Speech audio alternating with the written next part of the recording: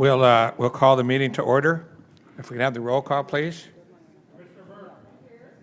Commissioner Dunn. Here. Commissioner Art. Here. Commissioner Gilmetti. Present. Commissioner Guardino. Present. Commissioner Inman. Here. Commissioner Kehoe. Here. Commissioner Madaffer. Here.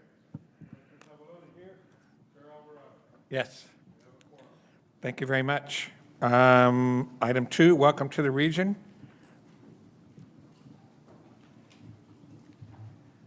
Good afternoon, Mr. Chairman and members of the commission. My name is Terry Sonata. I'm Vice Chairman of the Sandag Board on behalf of the 18 cities. There we go. Are we on? On behalf of the 18 cities and San Diego County, we want to welcome you to San Diego. We recognize that you have an enormous responsibility, and we are grateful for our continued collaboration with you and CTC staff on our region's highest priorities. We have many exciting projects in the works which the Commission has supported and overseen. A couple of years ago, many of you toured our border area and saw firsthand our efforts to build upon our critical border infrastructure. State Route 11 and Otay Mesa East Port of Entry project is truly a real partnership between Caltrans, Sandag, the Federal Highway Administration, a number of local, state, and federal agencies in both the United States and Mexico. I want to give special thanks on behalf of our board and the region to Secretary Brian Kelly, who spearheaded together with Governor Brown and the agreement between California and Mexico to expedite construction of the project. I'm happy to report we've completed the first segment of the project and we are on our way to completing the second segment. We have worked very hard and been fortunate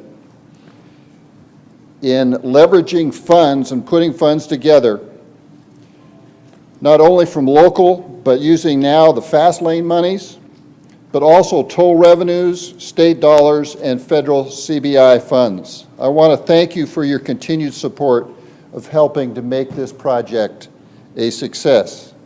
We are confident that SR 11 and the new port of entry will result in relieving congestion, reducing our greenhouse gas emissions, and fueling economic growth. In addition, our North Coast Corridor program, which you heard about last meeting, will upgrade Interstate 5, improving our critical north-south link connecting San Diego, Los Angeles, and Orange counties. Construction is anticipated to begin in the next few months. We also want to take this opportunity to commend you for your leadership and oversight of many other successful statewide programs, including your leadership in Proposition 1B. This program is a model of how to leverage funding, and we've been able to improve our Interstate Corridor 15 and modernize our existing trolley system. I've thanked you, I've commended you, I've welcomed you. I want to let you know that I am from the little city of Del Mar, in fact, the smallest city in San Diego. It is, in my opinion, the most beautiful, great place to visit, and I'll offer you a little tip.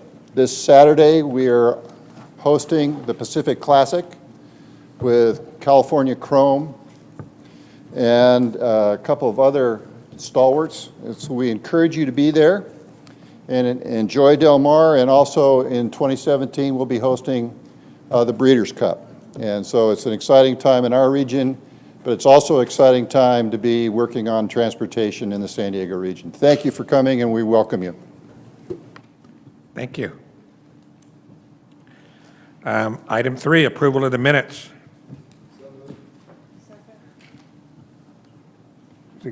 Was it that made the motion? Did you get him? Go ahead and see if it lights up. And then the second is Fran. Any questions? All in favor, please say aye. Aye. Opposed? Ayes have it. You know, when you make a motion, could you put your hand out? Because I'm looking straight down, and I can't see.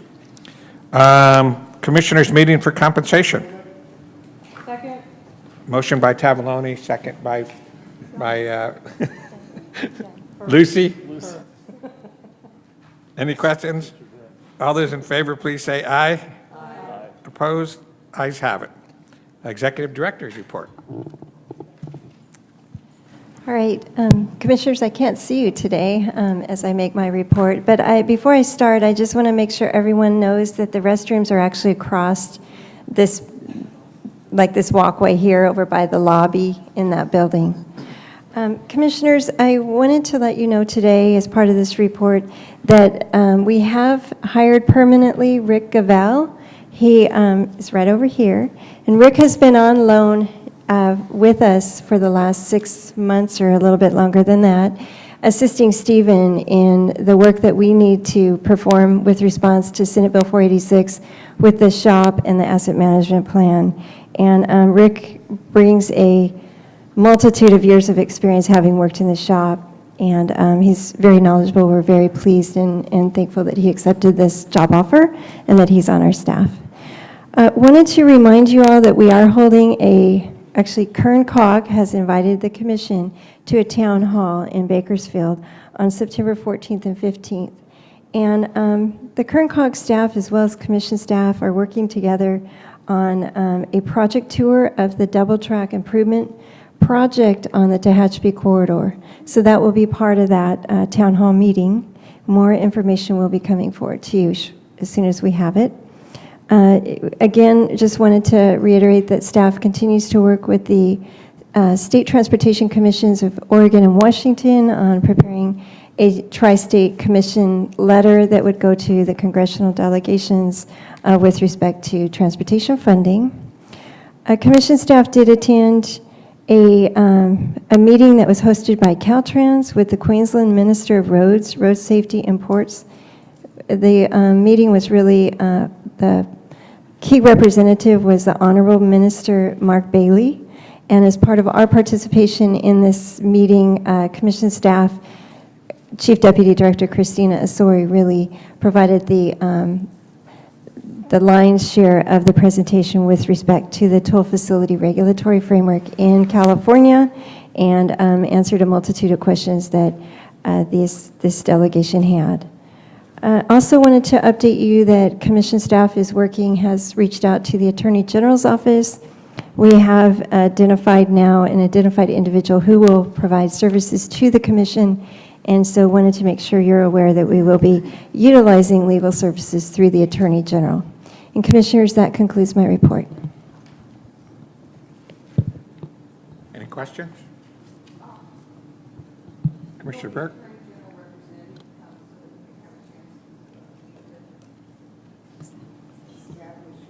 Communication.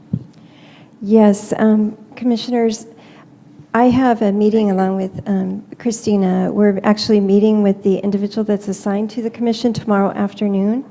And at that time, we'll meet this individual, make sure that this individual appears to be a good fit for the commission.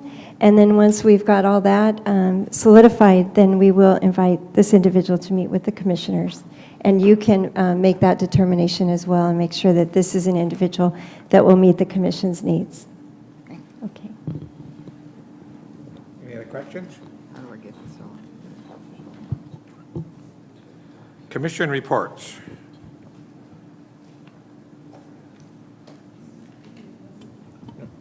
No reports. Mr. Secretary.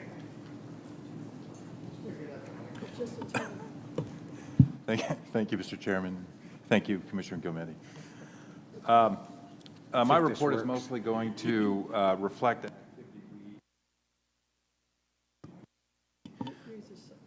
Sorry?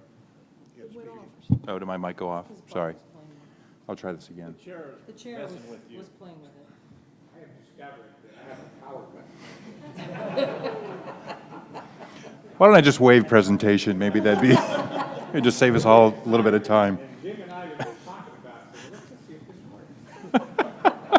works. It's the nuclear option.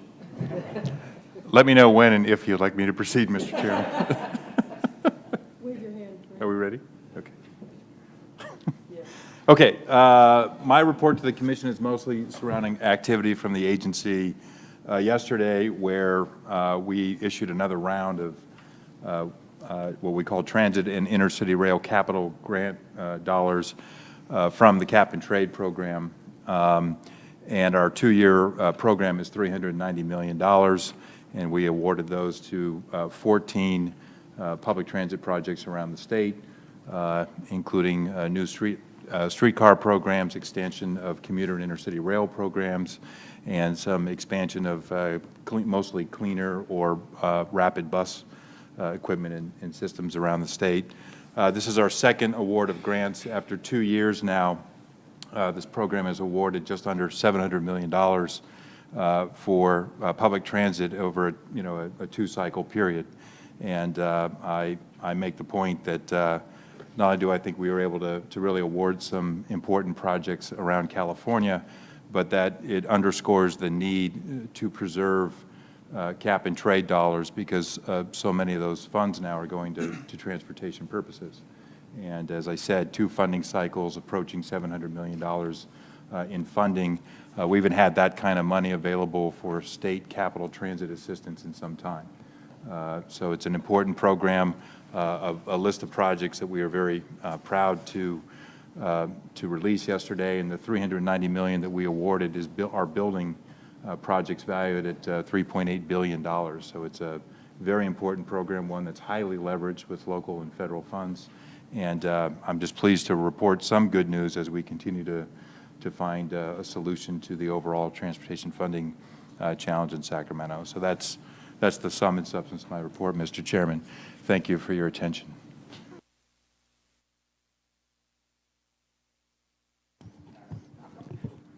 Thank you, Mr. Chair. Commissioners, a couple of things that I will touch on. I'm going to begin with a little bit of an update on some of the major fires that are going on throughout the state of California, certainly impacting some of the transportation facilities, but also significantly impacting communities. There are 8 large wildfires going on presently, as reported to me by Cal OES, but there are a lot more fires than that, and over 10,000 firefighters battling those fires as we speak. I'll talk to 4 of them more specifically. This is a picture of actually the Blue Cut Fire in San Bernardino County. And as of this morning, it was in excess of 30,000 acres and 0% contained. I-15 is closed to this point. It closed last night. There's a significant amount of guardrail repair, some more assessment, as well as power lines that need to still be fixed. We evacuated and also moved all our equipment out of the Cajon Pass maintenance station, and the southbound truck scales that are on I-5 are a complete loss. There's also the chimney fire in San Luis Obispo. That fire, as of this morning, was in excess of 7,300 acres and 25% contained. The Soberanes fire in Monterey County is in excess of 76,000 acres and is 60% contained. That one had significant structures impacted and are still threatened. And then the Clayton fire in Lake County, which is about 4,000 acres and 40% contained, and there are hundreds of structures impacted in that fire, and there are more that are threatened. Those are just, this is a picture of some of the guardrail impacts. In this picture, and much of this has steel post guardrail, and that's because of prior fires, but some of the other components can be damaged by fire, and we will have to do repairs even to those. And we also have certain lengths of that guardrail that still had wood posts. We will replace those with steel posts. We have about 8,000 linear feet of guardrail to repair, in addition to some of the other things. So I thought that I would give you a little bit of an update on that, and certainly all of our thoughts are with people that are impacted by the fires and also the firefighters, both on the state level and the local level.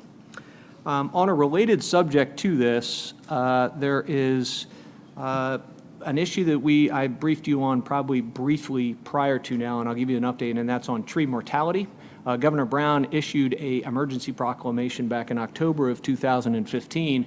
At that time, it was estimated that there were 22 million dead trees throughout the state. As of June 2016, that number has grown to in excess of $66 million, or 66 million trees statewide, and mostly in the central and southern Sierras that are impacted by the pine bark beetle, also contributing to that, and magnified by the drought that we are experiencing. The reason I bring that up is we've done significant amount of emergency contracts to remove dead trees that pose a danger to the motoring public. and that is in the neighborhood of about $67 million, and we expect that we will have to do future projects as this challenge that we face continues over the next few years. And I will continue to update you on what the financial implications of the tree mortality issue is, but I wanted to just give you a brief update on that, and certainly that is contributing to some of the large-scale fires that we have going on. Secretary Kelly mentioned the Transit and Intercity Capital Program from Cap and Trade.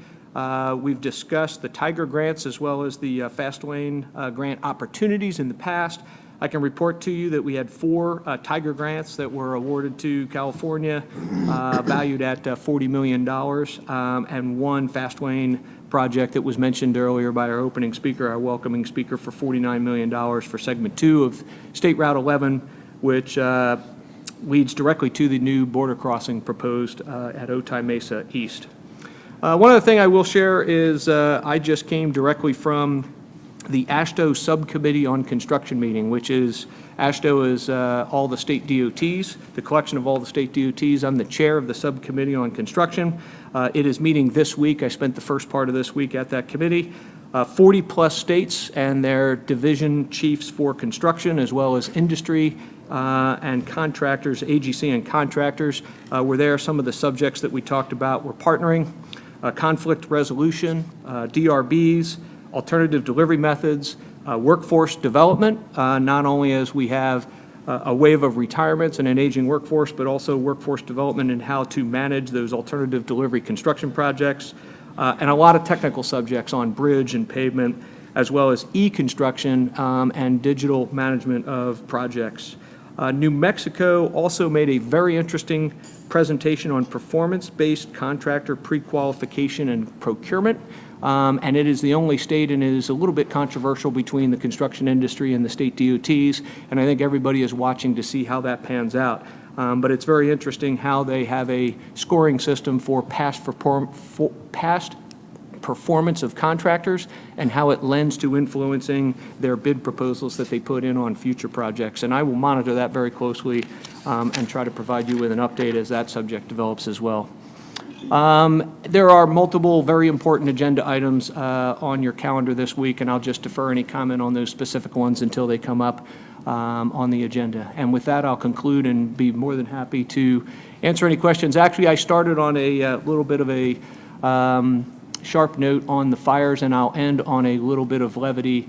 Last night, there was a charity event in Sacramento put on by the Women in Transportation Studies, which had to do with a catwalk and my assistant deputy director, Kome Ajize, so I thought I'd share that picture for you. And again, I'd be more than happy to answer any questions you may have. Questions? Commissioner Inman. Malcolm, on the Big Cut fire, it's my understanding that the VN line is closed. Do you know if there's damage to that line? We typically run about 90 trains a day, I think, up that corridor. So just wondering what's happening with that. It was closed because of the close proximity, that's correct. I do not know whether or not there was damage and what the status of the operation of the rail line is. I can try to find out for you. Any other questions? Vincent Mamano. Can't turn my mic off and louder than you all. You can try. I'm sorry, dispute resolution. So I'd like to make a rule that any of the federal stuff gets reported by the Fed. All right? Because half of my talk is Tiger, Fastlane, all that. When everybody else talks about it, I'm out. Then I got to make up stuff. All right, so now I'm making up stuff. What's new, right? So we've got, like everybody's talked about, the Tiger. The Tiger projects are going to be administered through several different agencies. I think there's going to be at least 3 different agencies administering those 4 Tiger projects. Federal Highway will have one of them. Just heard the other day that the Rosecrans Marshquart grade separation is going to be handled by Federal Rail Administration, and then there's a couple that are going to be handled by a Federal Transit Administration. So that should be obvious to the recipients on that as that goes. Fastlane, there's been the proposal from the administration to Congress on the projects that should go under the Fastlane. I've got hasn't been announced officially. I know there's been emails and letters and copies of letters and everything that are out on the internet, but officially from an administration standpoint, the only comment I have is that they've been passed on to Congress for them. It's a 60-day opportunity, and that takes us past the next holiday. So before they have the opportunity to decline, so I think they have to pass legislation to decline any of those that are in there. They wouldn't be able to say, take this one out and put this one in. They'd only be declining what was put on. Several on the notice of proposed rulemakings in the transportation performance management. The planning rule came out in May. That came out in May. That was the final planning rule, so we're working with the agencies to come together on how we implement that. The system performance, freight, and congestion management and air quality notice of proposed rulemaking came out on April 22nd. That closes August 20th, so that's right around the corner if people have comments on that. And again, the thing I would encourage everybody to do is not just comment on the things you don't like on it, comment on the things you think are appropriate in it also. I think that's an important piece of that, because if all we hear is the no's and we don't hear the positives, then comes to a mixed message. I know Caltrans is working to put together substantial comments on that. The HSIP safety performance measures, they're already in effect. And then lastly, the pavement, bridge, and asset management, those rulemakings are anticipated. The notice of proposed rulemaking is anticipated in November of this year. DBEs, Malcolm, we're over 12%, I think, on our DBEs. Our goal is 12.5%. That's something I think that should be applauded to everybody here. That was something that I know when I got here 8 years ago, actually 8 years ago, any day ago, we were at 1, 2, 3% in disadvantaged business enterprise participation, and now you're up over 12%, and I think it's going in the right direction. I don't think we're anywhere where we want to be, where it's ideally we get contract measures off of, or goals off of the contracts, because it's happening and we're getting that participation without putting goals on contracts. So when we get to that point, then we'll say we're in a good spot, but we're not there yet. But I appreciate the aggressive approach that Caltrans is taking, and we need the locals to get on board with that too. It's very important to make sure that program is working the way it's supposed to be working. I'm not saying it's the easiest program to manage, but it's there for a reason. Lastly, I want to mention tribes again. I think that's something I'm trying to mention, and every time I speak is interaction with tribes in California. I think we have 109 tribes here in the state of California. It's your responsibility, and I look at everybody here, look in the mirror and tell everybody there, it's your responsibility to make sure the tribes are brought in. There's very quickly a project can get shut down because you didn't coordinate with tribes in your area, coordinate with tribes in your policy, coordinate with tribes in everything that's going on in your transportation world. It's important to bring the tribes in. I think Caltrans has got a Native American Advisory Committee that's been people have come from other states to come and see how that works, because it's a very robust program. A lot of involvement from tribes all over the state, and I think it's very important.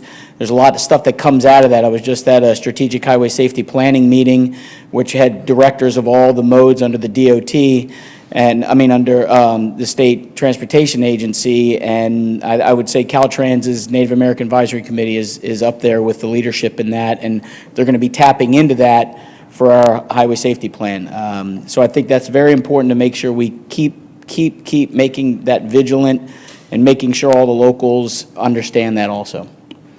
I think that's all I got. I have a new associate administrator. Some of you may have met Rick Backlund. He used to be the associate division administrator in my LA office down here.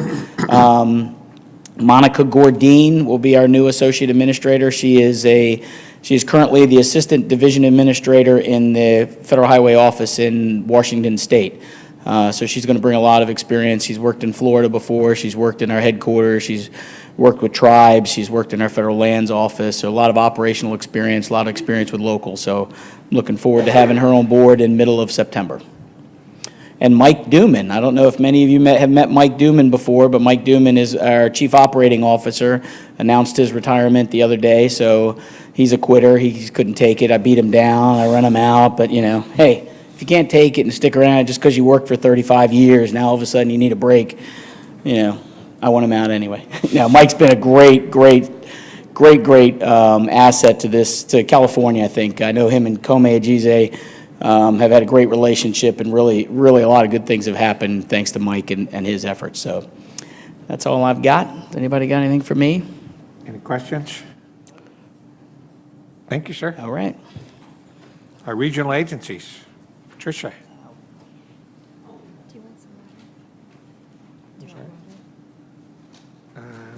Yeah. Okay. Good afternoon. I'm Patricia Chen with LA Metro, and I'm serving as the interim moderator. I wanted to say that we discussed the repurposed earmarks today that feel like new money, even though they're old. $164 million worth are on their way to hopefully receiving FHWA approval by September 12th. And we heard a report that as of July, the regions are well on their way to full delivery of our obligation authority, and many regions already had a negative OA balance, which puts them in line to receive August redistribution. So hopefully I don't jinx it by talking about it. We talked a little bit about the STIP, and that there's $36 million in carryover from FY15-16, largely due to G12 savings, so that's like a good reason, right? And then some from right-of-way deprogramming. And again, this is money that is not new money, but it feels like it, and it will allow for advancements from FY18 into FY17. And this gets detailed in book item number 17, and as you can imagine, there was just nothing but support from the regions for that. Then we talked about the ATP. And there's a policy item 63 that has talks about rescoping processes as well as advancements again. And there was consensus on an MPO role in determining the significance and acceptability of a scope change. And we're hoping with that to ensure contextual information coming into the decisions, but also if there is a way to reduce the time delay for projects that are seeking these amendments. Thank you very much. Any questions? Thank you. Our rural counties, Mara.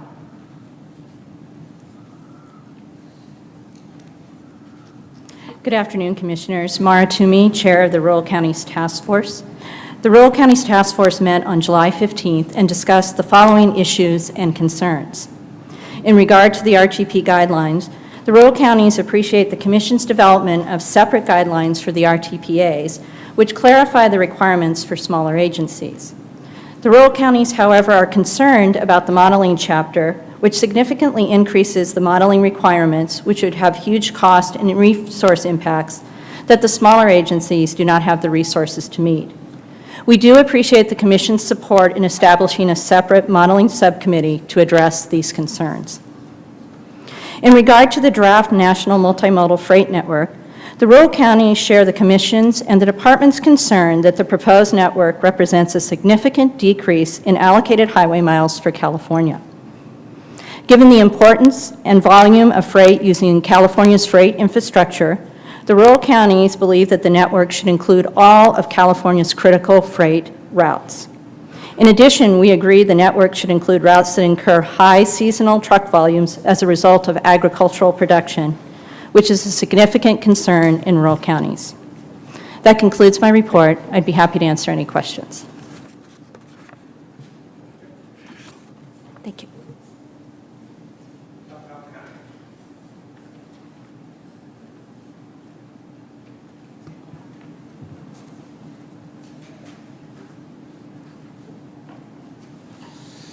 Thank you, Mr. Chairman. Keith Dunn here on behalf of the Self-Help Counties Coalition. I've got some information for you and why that's being handed out. I wanted to talk a little bit about some of the modeling that's taken place recently. As Director Daugherty mentioned, Mr. Gise was in a fashion show last night. I, too, participated in that fashion show. I just wanted to speak for Kome and myself, and I wasn't up there. We are available. If there's any agents here in the audience, we are taking bids on our services. We're both willing to travel to exotic locations, and Kome hasn't ruled out swimsuits. I've said that's probably not appropriate, but, you know, he's a little more risque than I.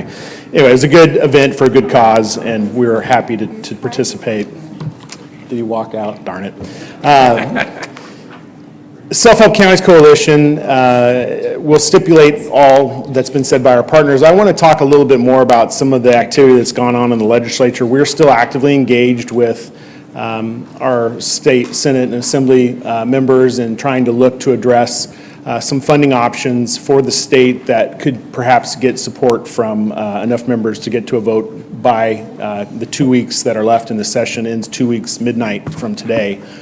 So that's moving forward. There's a number of proposals now floating around, and I think that you're going to see some legislation hopefully soon from Senators Bell and Frazier, and perhaps even some other ideas that at least are being rumored around and about. So we're guardedly optimistic. I know that as the crisis continues to grow each and every day, it just becomes more critical that we have action. So there's a lot of individual organizations, including ours, that are trying to actively communicate with members and get a vote before they adjourn for the session. Moving on to a separate issue, which you all hopefully have a copy of, Self-Help Counties, in addition to the state of California and CSAC and the League, have had ongoing discussions with the Federal Aviation Administration about a change in their policies on how they collect aviation fuels. We issued a letter back in May. After several calls to our congressman, we received a reply in August, which I've shared with you, and you can read it at your leisure later. But they outlined their responses as to why they're taking the actions and what authority they have to do that. We've had engaged legal counsel who has reviewed our standing with regards to this action taken by the FAA and how they're interpreting the new rule change.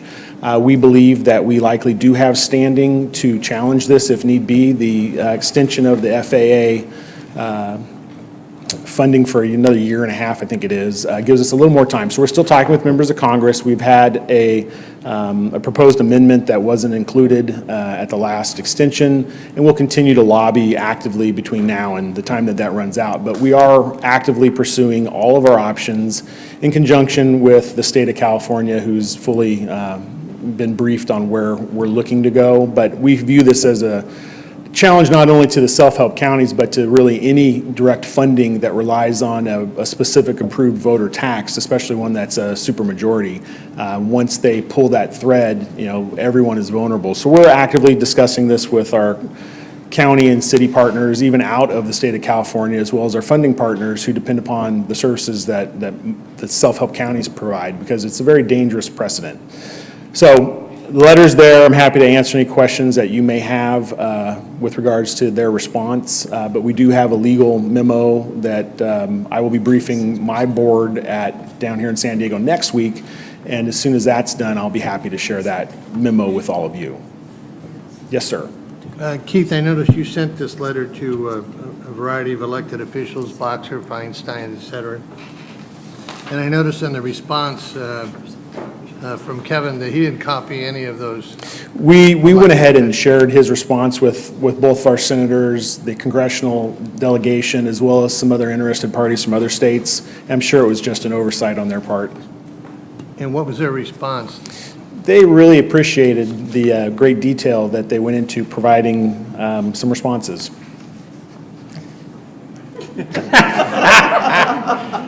I think that they were not satisfied with some of the nuanced responses that we received. And we're working very closely with both senators, both parties of our congressional delegation, as well as members from other states. This is there's a lot of, you'll be shocked to learn, politics behind some of these decisions that took place. So we're actively engaged. We've got a great group of folks who are actively talking to our delegation. Our senators have been wonderful, and they're fully up to speed on this response. Thank you. Fran, anything?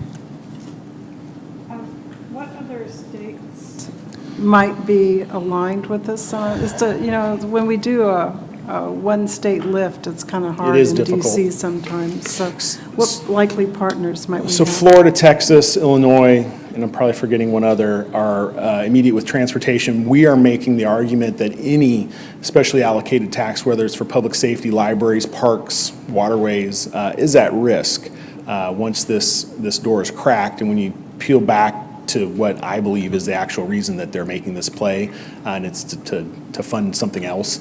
As we continually have challenges for funding at every level of the federal government and state governments, this is going to be more likely to happen. So we're reaching out to police, fire, parks, libraries, all special funded taxes that we believe potentially, if this stays in place, it's a precedent-setting risk. So hopefully it'll be a very broad coalition. Any further questions?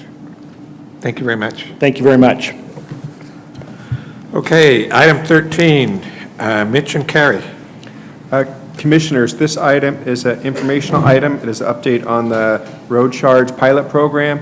Carrie has a presentation. Before she begins, I would just like to let the commission know that the road charge technical advisory committee member Gautam Hans has resigned, and we are working to identify a replacement and hope to have someone to bring forward at the next commission meeting.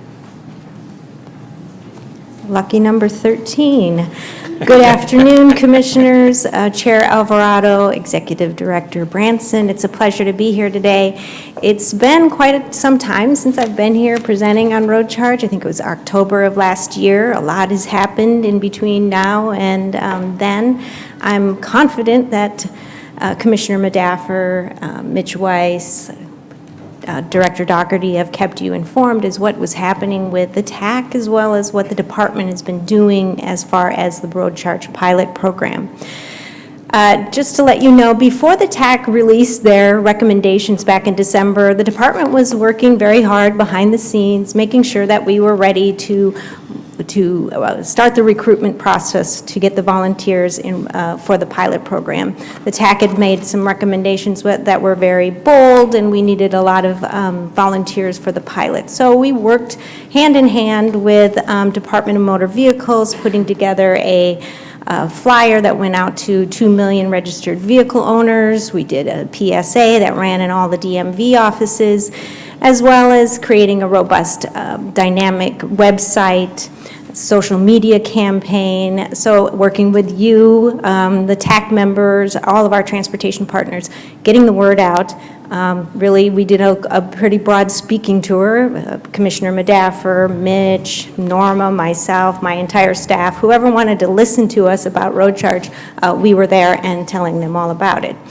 So as a result, we had some great success in getting volunteers signed up for the pilot. By the end of June, we had amassed over 7,800 participants of volunteers. And when I'm talking about volunteers, I'm talking about individuals that have signed up. There's some nuance when I move on to the actual enrollees. It's more on a vehicle-based. But so we had over 7,800 volunteers. The TAC had recommended that we have 5,000 to participate in the pilot. So we're pretty confident that we met all of our goals. This graphic, hard to read for the public. You all have copies up on your dais that hopefully you can read.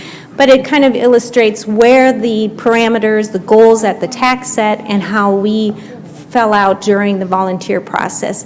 And for the most part, we met all of the goals set by the TAC. There were a couple areas that we were not very successful in, but we were close to our targets. Southern California rural, that was at the last technical advisory committee meeting. That was an area of topic discussion because, is how much rural is there in Southern California to get volunteers. So, maybe we didn't meet our goal there, but we met our goals in other areas. Low income as well as Hispanic individuals participating in the pilot, we didn't quite meet our goals, but we feel that we have a fair representation. So moving forward, going from volunteer stage into actually participating in the pilot, we're now transitioning and trying to get the volunteers now to get enrolled in the pilot. Initially, when we started our massive recruitment in January, we had about 1,000 participants that had volunteered during the TAC process. So they've been on for a year, kind of hanging around waiting for the pilot to start. And now 6 months later, 18 months later since maybe they signed up, we're starting the pilot.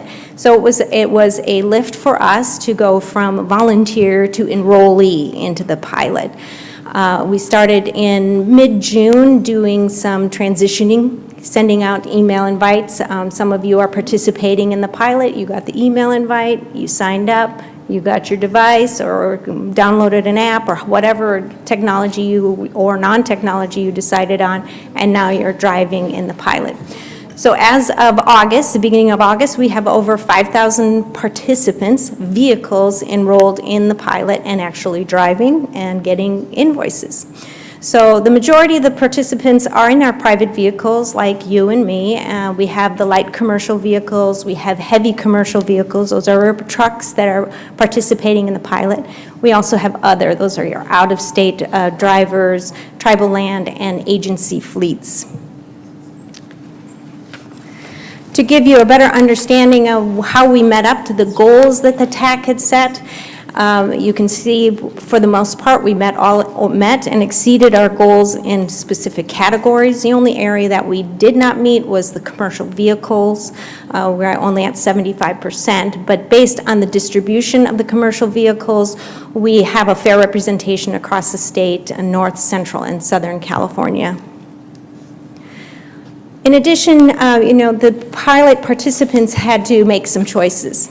Mileage reporting methods, as you recall, Senate Bill 1077 required that we offer a non-GPS option for pilot participants, and we went above and beyond. We actually have 4 options.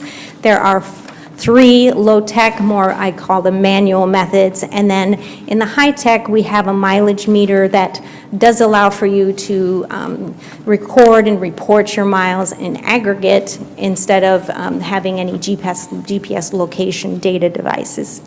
So this is how the decisions that the volunteers had to make when enrolling in the pilot program. This graphic illustrates where most of the people fell out. A majority of people selected a technology option, 82% of the participants. Out of that 82%, 65% selected a GPS-enabled device. So meaning that they wanted to have that location services and participating in the pilot that way. The balance of the 18% were our manual methods of participation. In addition to them having to make choices as far as, what type of mileage meter or mileage reporting device you wanted to use, they also had a choice of a commercial account manager or account managers.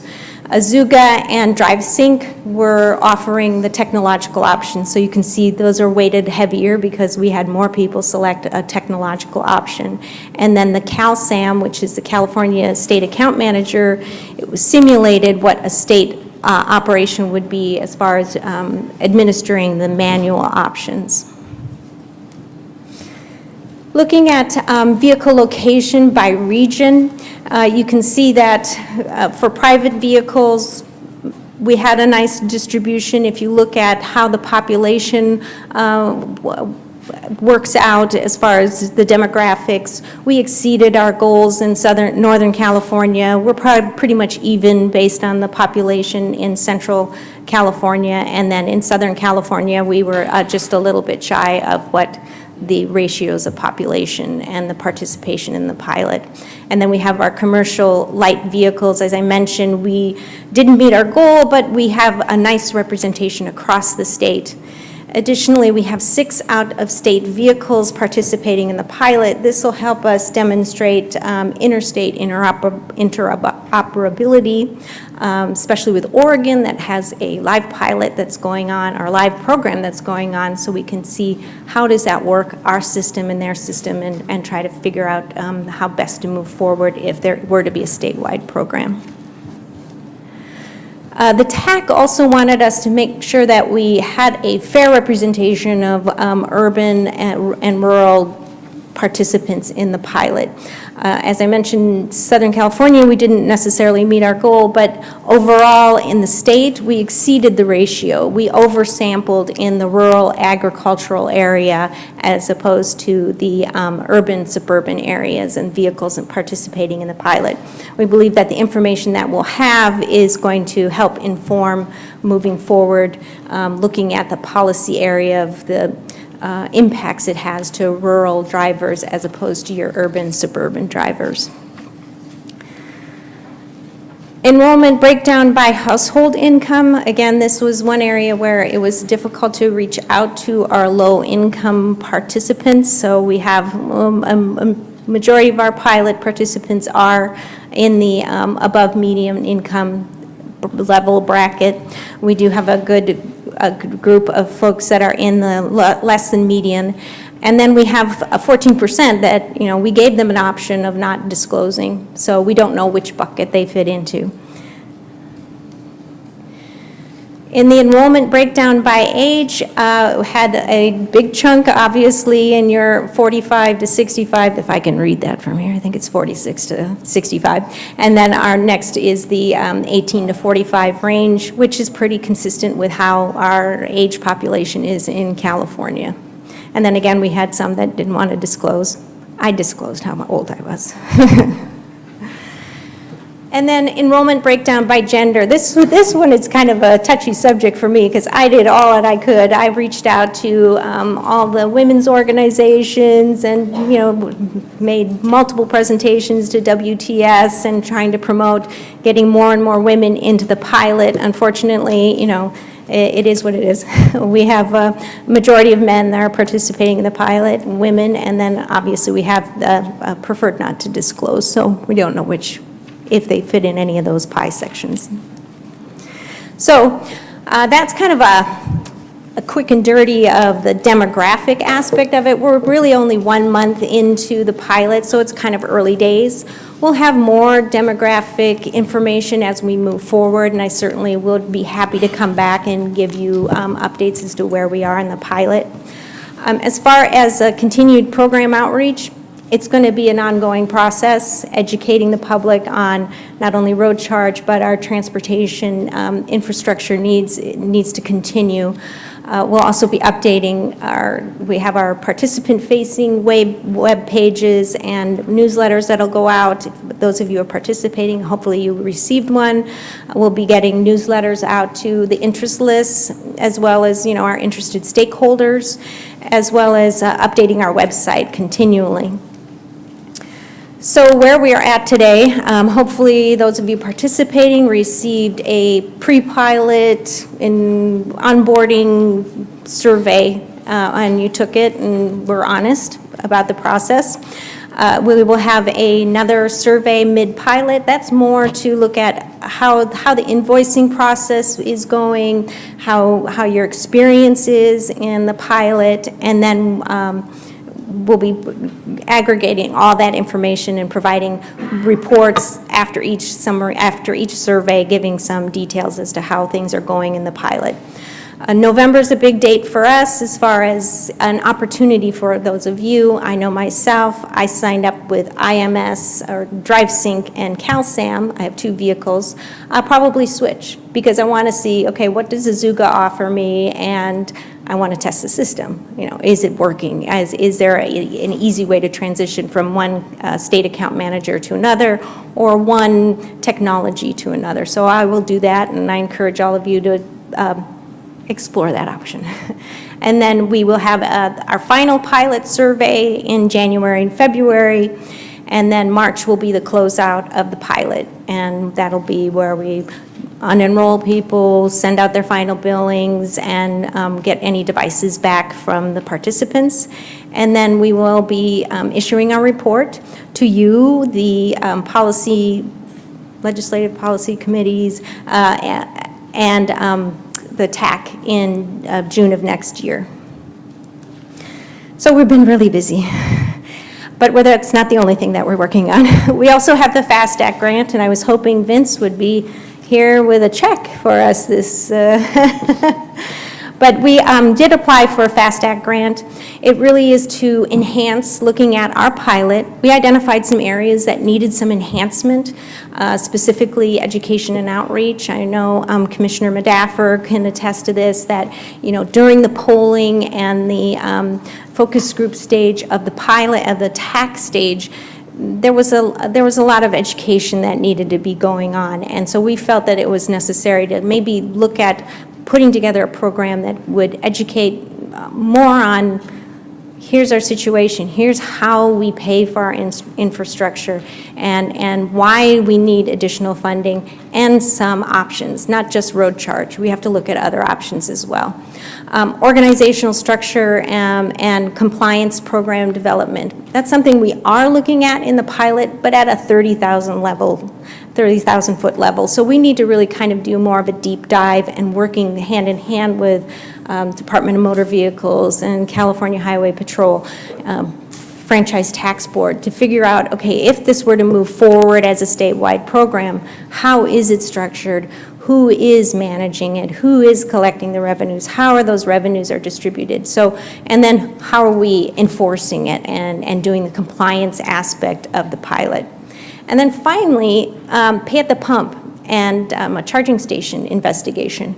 You know, we are looking at, and you saw the options that we're providing, they are all things that are new and not necessarily something as simple as Commissioner Madaffer says, you know, $5 on pump 10. Easy to go up, drive up, you fill up, and you drive away. And so we want to explore options, reaching out to Silicon Valley possibly, and investigating whether or not technology is advanced enough to have that communication between the vehicle and the infrastructure that doesn't cost an arm and a leg to retrofit every gas pump and station across California. And then also, we are working with the Western Road Usage Charge Coalition. There are 14 members of that member states. 11 of those states are part of this grant, our FAST Act grant application. And really what it is to put together a program and a plan to demonstrate a regional pilot that involves multiple states and kind of really ramps up the degree of difficulty when you have multiple jurisdictions involved. So that's, we're also waiting on that. Hopefully this month, Vince, you can let us know. So really, that's it in a nutshell. Hopefully I didn't drone on too long. Be happy to take your questions. I know some of you are participating in the pilot. I'm really encourage you. You have a problem, let me know. Are you happy? Are you unhappy? Is there some way we can make things easier? Are you getting inundated with emails and communications from us? We want to hear. We need that information to be part of the pilot. So that's it for me. I'm happy to take any questions.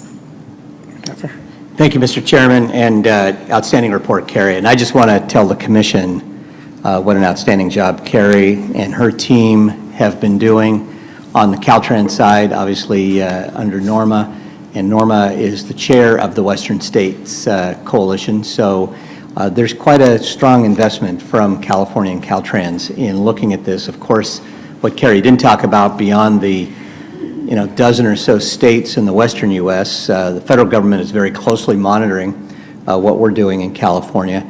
And I think you'll see standards getting set here that will ultimately be applied nationally. Clearly, this is a pilot that is testing the pros and the cons of different pieces, but as Carrie alluded to, until we find something that's easy and simple for the consumer, that's transparent, that works behind the scenes, we probably won't be there yet. But she said one word, and many of you who have been subjected to my futuristic talk on technology, as we see technology continue to morph in the direction of driverless and automated vehicles, and I don't think there's a day that goes by lately that you don't read something in the papers or in the news about this. That's where that technology melded with a per-mile program will work. And clearly, as Carrie said, with Silicon Valley, and I look to Carl, part of our effort with that FAST Act application is to get an RFP out to the Silicon Valley community to see what they might be able to develop to make this as effortless for the public as possible. And with lastly, I know I don't have to tell anybody in this room, but it always goes without saying, it must be said, that as gas mileage continues to improve in vehicles, revenues coming in continue to go down. We all know that. And we need to figure out another way to pay for our transportation infrastructure. And this is a very, very important piece of that. So thank you, Carrie, for all you've been doing. You're welcome. Lucy, then Jim. Thanks, Carrie. I'm fascinated. For me, it's been forgettable. I mean, you plug it in and then I'm done, right? So, but what I've really thought very interesting is getting the bills in the mail and then seeing what you use, and then at least at DriveSync, they're attaching a dollar amount to it, which I also thought was revelatory because it's so small. And it really kind of takes the wind out of an argument about the system in taxation, deducting the sales tax from the gas, et cetera. I thought that was very clever of them to do that. Are you getting any preliminary sense of Azuga versus DriveSync, which of the technologies is working better for you? Because I thought I might want to switch to just to see what Azuga was like. And is there a way to do that? So with an independent poll of our office, all of us are trying different methodologies. Azuga is much more mature than IMS or DriveSync because they do have a live program that they're running in Oregon. From what my experience with me and DriveSync and my staff that have Azuga, it's a little more robust dashboard and gives you more information. But as far as providing the mileage and the technology, it's pretty much the same thing. Yeah. I've got Azuga, and there's a lot of information there that I find kind of useless. As idling, there's nothing much you can do about idling, but it also tells me I'm speeding. And I find that disheartening. I believe you can turn those things off if you don't want to see that part of it. If you just want to see certain aspects of your program, you can toggle it off so then you don't have to see that. My worry is someone else is looking at it. No.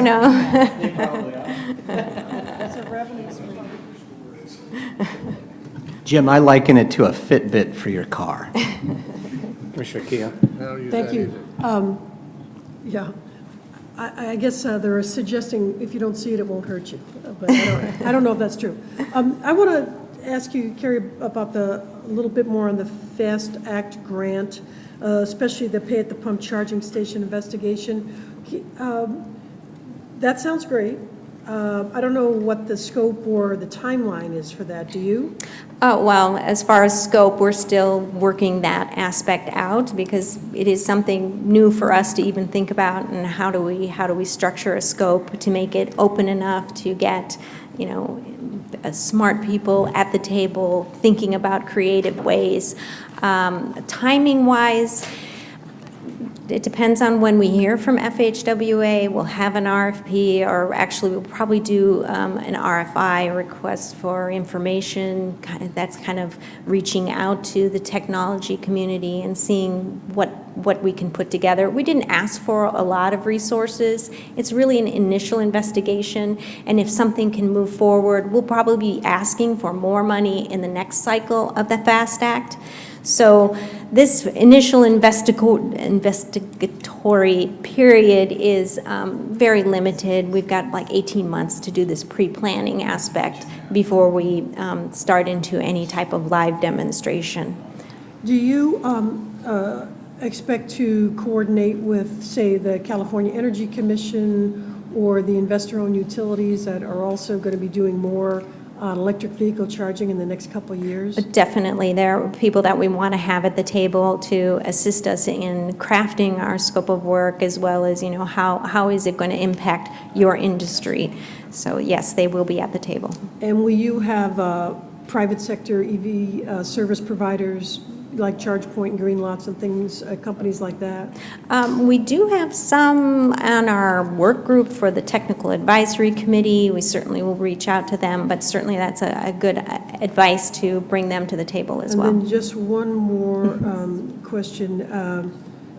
Are you going to be working with the other California agencies on identifying charging corridors? So say the I-5 or something like that. Well, that's pretty out in the future for us, but certainly, I mean, it would be a topic of conversation, and we do have, actually, one of my staff participates in that electric highway or corridor, so that we're familiar with that, the I-5. Okay, I'd like to talk to you about that offline a little bit Okay. more. Thank you very much. No problem. Any further questions? Thank you very much. You're welcome. Carrie. Okay, item 14, state and federal legislative matters. Commissioners, this is, as you know, as usual, an action item. We'll have 3 actions to take on this item, I believe, so bear with me. First of all, you know, as Mr. Dunn pointed out in his self-help report, that we have 2 weeks away from the end of this 2-year legislative session. And of the 18 bills that the commission has taken a position on this year, there are 4 that are still moving through the process. They are in your book item. And there's attached to the book item is a list of bills that we've been monitoring all year. If you have any questions on any of those bills, please let staff know. I'm happy to talk about any of them. Second, one of the bills that was held in Senate Appropriations Committee on suspense was AB 2796. It was a bill, it's a bill by Assemblymember Bloom that relates to the ATP program that the commission had an opposed unless amended position on. The concerns that the staff had brought to your attention in June on this bill related to implementation issues with the bill, and we, as directed by the commission, worked with the author's office to get those concerns addressed, and the author did amend the bill to address all the concerns that staff raised. With that in mind, the staff would propose that the commission remove its opposition to this bill and go to neutral to monitor the bill. However, the bill has been held in suspense, and so really isn't moving forward. But just to do as we had proposed or as we had promised, staff is bringing to your attention this bill and requesting that we do remove our opposition to the bill and go to a neutral position. And finally, are there any questions about that bill or in particular? Okay. So finally, this is something that just came to our attention yesterday afternoon, and this morning we received a letter, and this item is related, so it's not in your book item, but it is related to AB 2170, a Frazier bill, Assemblymember Frazier's bill. The bill is related to the federal freight formula funding and directing that money through a program similar to the TCIF to be administered by the commission. The commission has a support position on that bill now. The commission supported the bill early in the process back in March. The bill was recently amended, actually yesterday, was amended by the Senate Appropriations Committee, and the amendments are significant.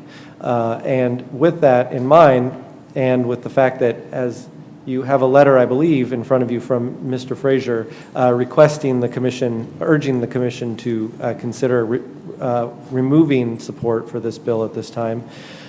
Staff would recommend that the legislature, sorry, I'm still used to working for the legislature, that the commission consider acquiescing to Mr. Frazier's request at this time, given that we haven't had time, the staff hasn't had time to analyze the bill and the impacts of these amendments, but that they are significant enough for the author to have concerns, and that we would like to, at this point, recommend removing support with the opportunity to come back and support the bill again if after an analysis and the commission feels good about the bill, we could always come back and address it with another support if we needed to.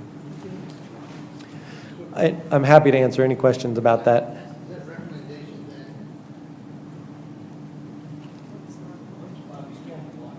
Push the button on the left.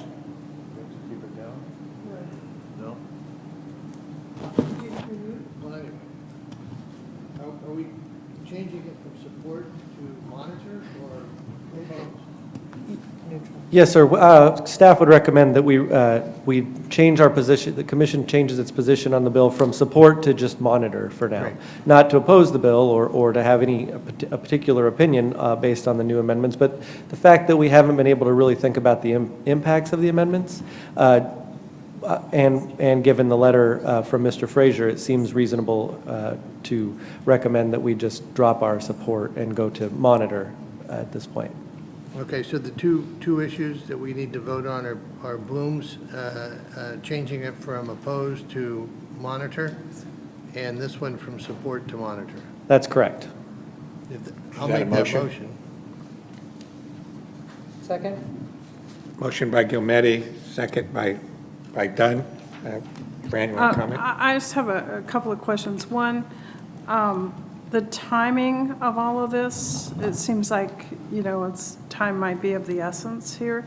So if this 2170 doesn't go through, then is there, what is the deadline when we need to have a decision? I think, because we really like everybody to work out a solution, I think would be our first choice. Sure. So there's two different questions, I think, there. One is, when is the deadline for the commission to have a position on this bill that matters? And that primarily would be... Today.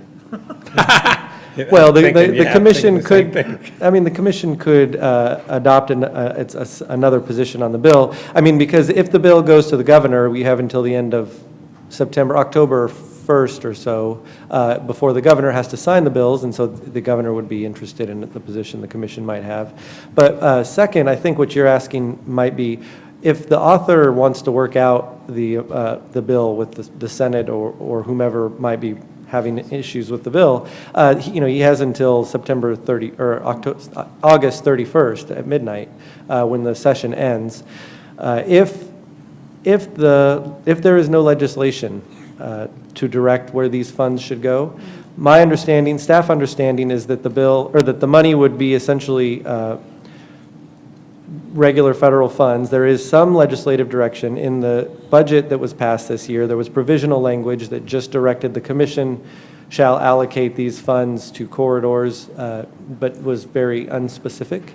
And so based on that, the funds become essentially state highway account dollars available for the commission to allocate as they would see fit, as long as we meet the federal requirements on the money.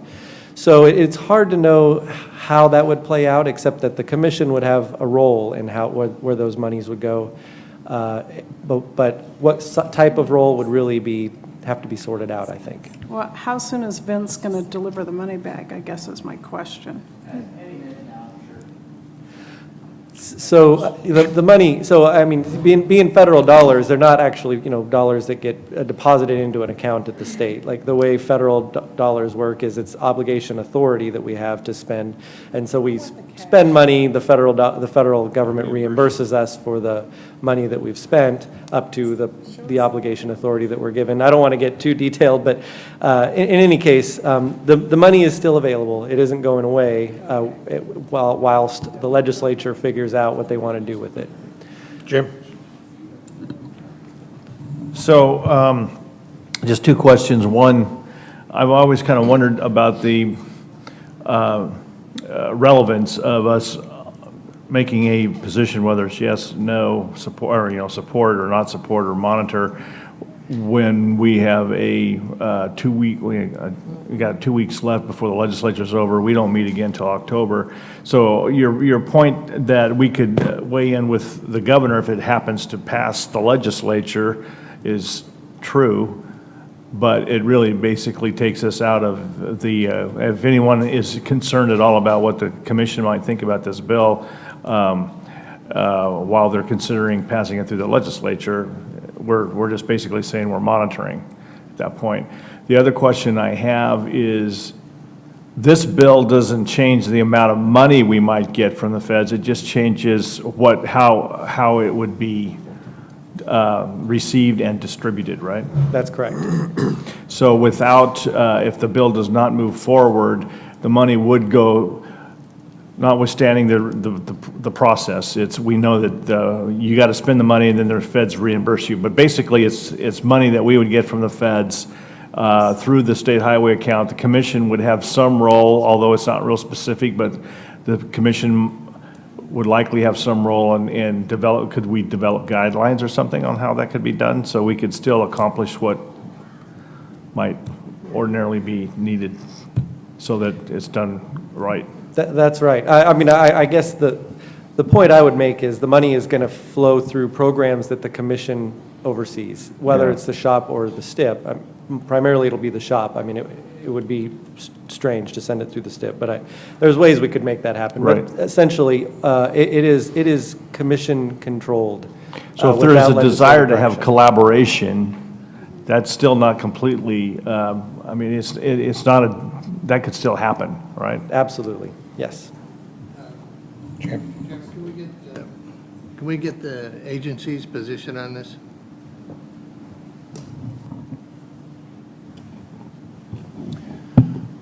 Sorry, I was out of the room for some of this conversation. I have reviewed the letter that came from the committee chairman. The administration does not have a position on the bill.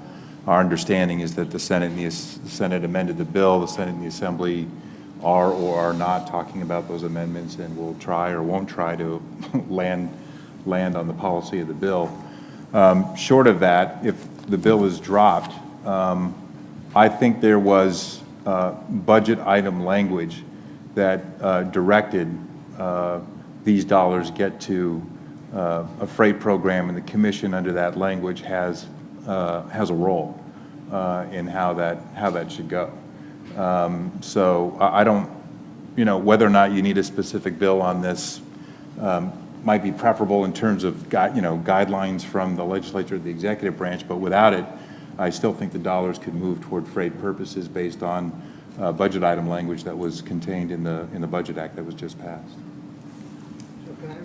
Can I read into that if we wanted to follow our old TCIF rules, we could do that?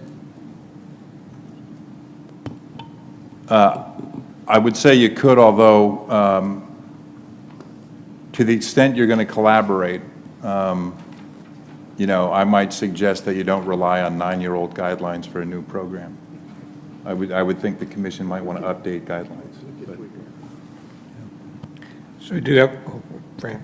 I have one question. We have to, in order to get our funding next year, we have to have our freight plan FAST Act compliant, which the biggest change, I think, is we have to prioritize our freight projects. So is this discussion for this year only, and then we'll have another discussion about that? Or how's that going to work, Vince? Well, this is your side of it.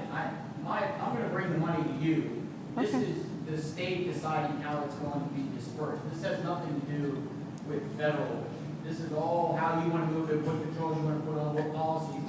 There's going to be certain criteria that they have to meet, but after that, this is distribution that's being decided by the state. This doesn't have anything to do with the Fed. We're going to send the money either way. But how you move it, who gets it, how what projects and that type of thing goes on it is going to be, that's what you're talking about right now. So if we prioritize our freight projects, which you all are asking us to do by December 4th, 2017, right, Comey? You're working on it, right? Then what, you guys are just going to look and see if we have a prioritization list, but it's not, doesn't impact? Okay. Okay, okay, okay. Just keeping you honest, Vince. That's what I want to make sure Okay. you understand. This is you doing with the money as you want to within the criteria that the feds have put out. Okay, because there's, I mean, I think there's just confusion on, what some of the requirements of the FAST Act have in terms of some of the other decisions that we're asked to make. The National Multimodal Freight Network that we're going to talk about in a little bit, I think is one of those, because we're not sure exactly how that's going to be used. So I think just, the message, it's so important to our state because we are huge when it comes to moving the nation's goods. So I want to make sure that whatever help we all can get, that we don't do anything that we don't get the maximum. This is one where I'm not here to tell you to have a state law or not to have a state law, but the money's going to come, it's going to go into this program whether you have a state law or not. So your state law will add to how you handle it, but it's not, I don't need you to have a state law for me to give you the money. But we have to prioritize for you to give us money, right?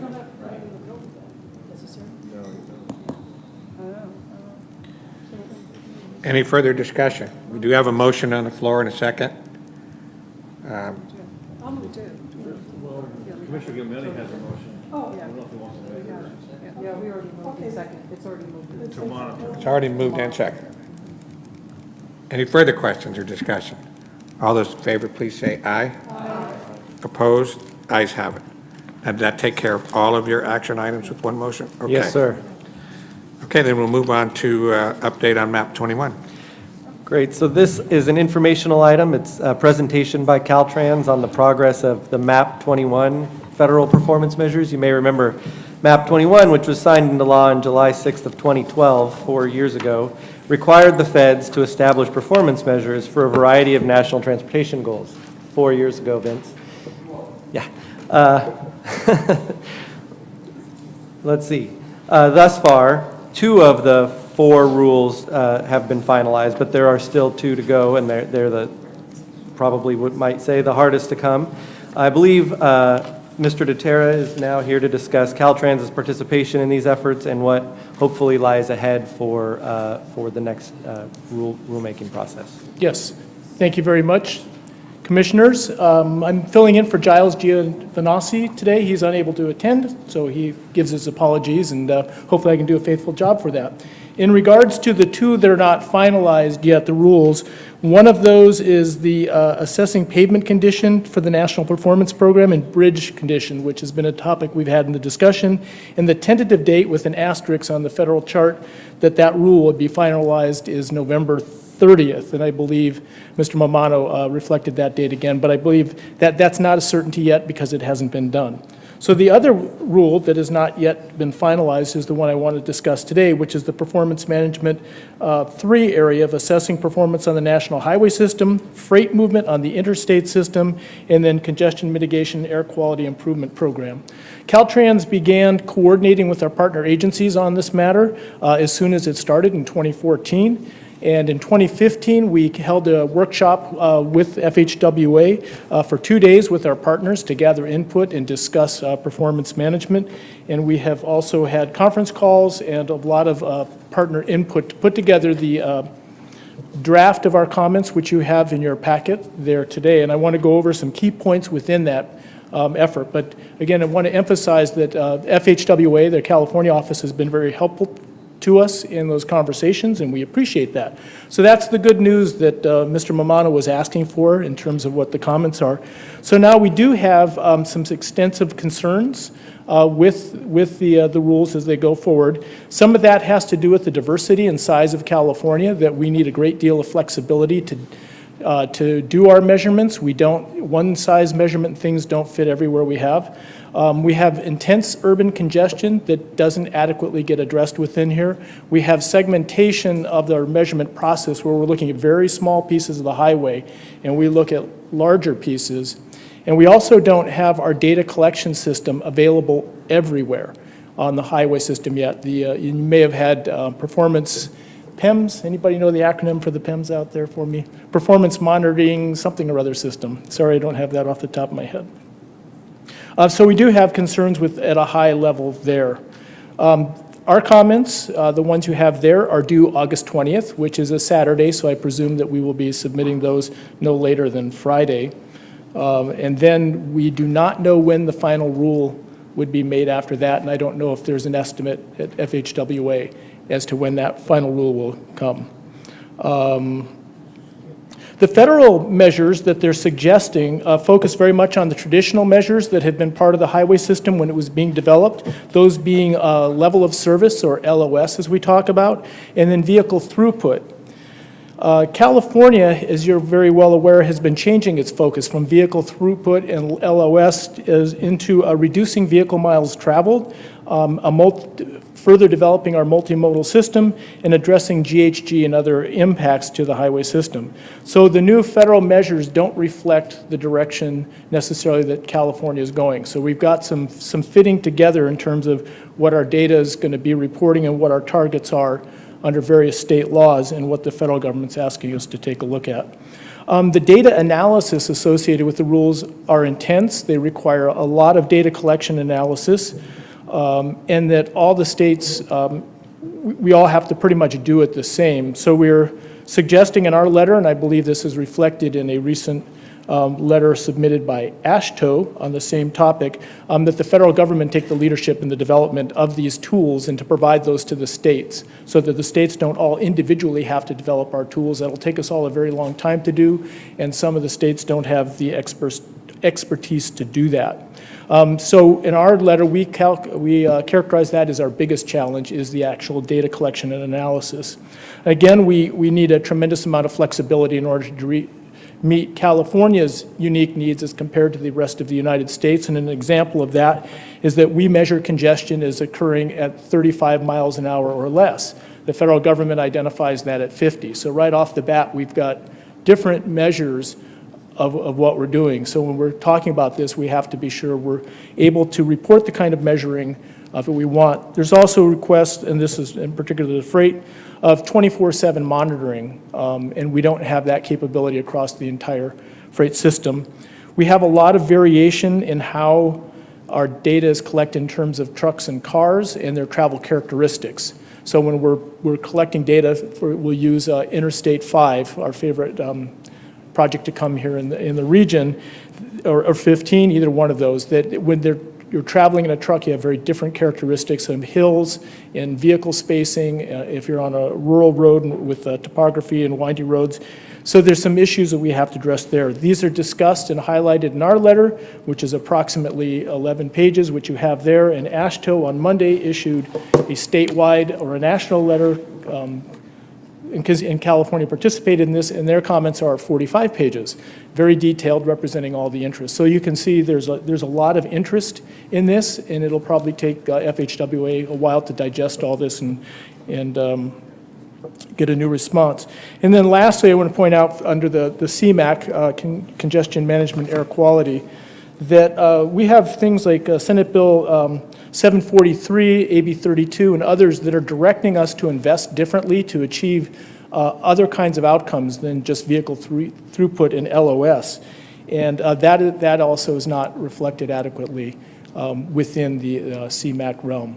So we go into some detail. So I'm happy to take any questions you may have. We have this letter, the draft which you see, I believe, is the final. Just is remaining to be mailed out. And it will be going out shortly after this meeting, I believe. Okay, thank you. Item 16. Eric. Thank you, Commissioners. I believe Stephen Keck is here to present on the budget and allocation capacity.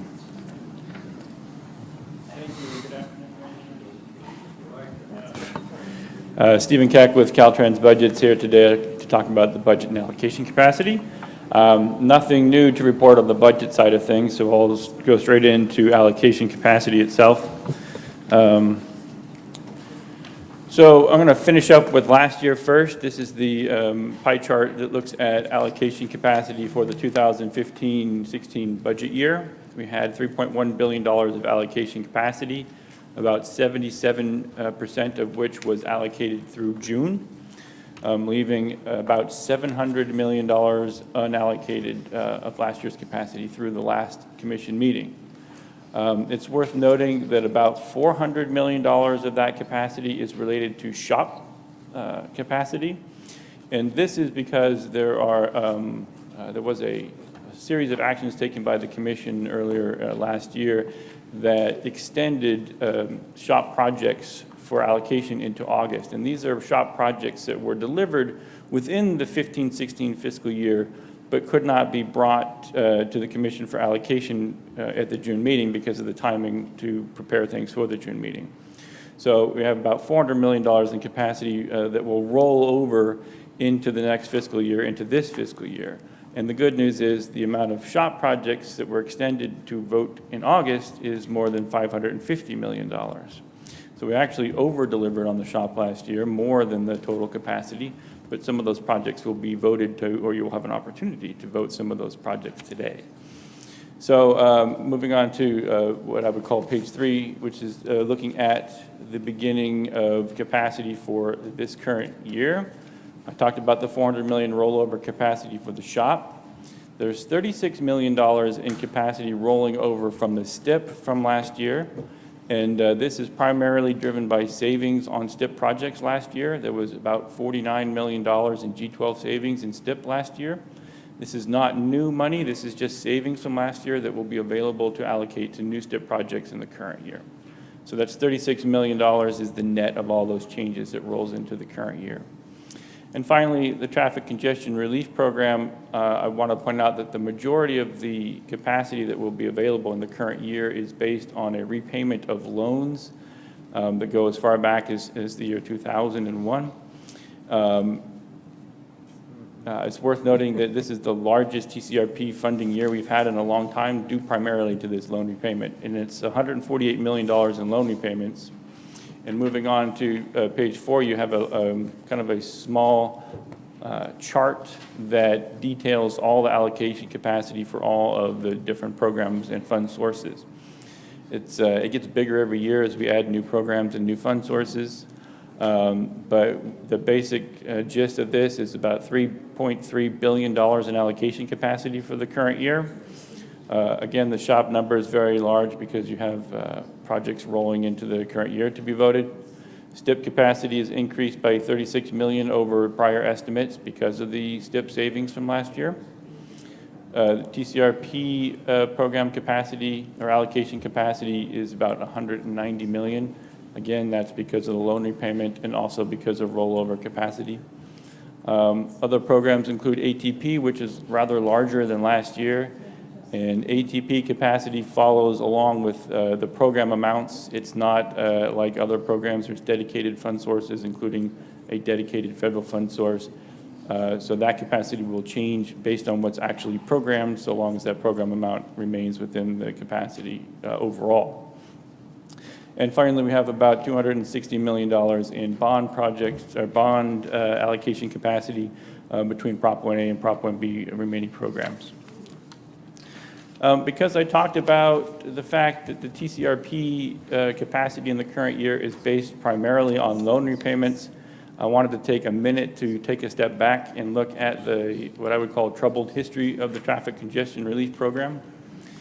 This is a program that began in the year 2000 and was intended to be a shot in the arm for transportation, providing $5.4 billion in projects over 6 years. And that was in 2000. So we're on our 16th year of the 6-year program, much like the federal rules making. And we still have, so in those first 5 years, we had a situation where more than $2.5 billion worth of loans were taken from the TCRP and other funds related to the TCRP. Just in that first 5-year period, when we should have really been receiving $5.4 billion in funding. To date, we've had 15 separate repayments of loans at different times over the years, leaving an outstanding balance of $879 million. So the deadlines for repayment of these funds have been extended multiple times, and currently there is no deadline in law for repayment of this money. Those deadlines were removed several years ago by the legislature. So I talked about AB 133 as part of the budget deal, is repaying $173 million from the general fund back to the transportation funds, $148 million of that going to the TCRP. This 173 is part of that 879 that's currently outstanding. We expect these loan repayments to be made in January of 2017. That's the statutory deadline for this repayment per AB 133. We've never seen a repayment done ahead of time, so we're assuming still January.